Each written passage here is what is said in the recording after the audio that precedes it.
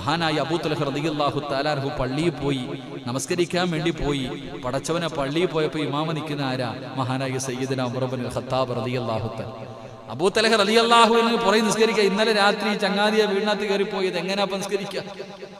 അപ്പൊ ഇങ്ങനെ മനസ്സിന്റെ ഉള്ളിൽ മുഴുവനും പടച്ചവൻ എന്തൊരു തെറ്റിദ്ധാരണ. പക്ഷേ ഉമർ ഇബ്നുൽ ഖത്താബ് തങ്ങളോട് ചോദിച്ചില്ല, സലാം വീട്ടി. സുബഹി നമസ്കാരം കഴിഞ്ഞ് സലാം വീട്ടി.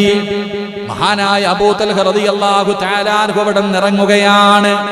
എന്നിട്ട് ഇന്നലെ രാത്രി പടച്ചവനെ അടയാളം വെച്ച വീട് ഏതാണെന്ന് കണ്ടുപിടിക്കണമല്ലോ. തിരഞ്ഞു നടക്കുകയാണ്. അവസാനം ആ വീട് കണ്ടുപിടിച്ചു. വീടിന്റെ മുന്നിൽ ചെന്നു. മഹാനായ അബൂ തൽഹ റളിയല്ലാഹു തആല അൻഹു സലാം പറഞ്ഞു.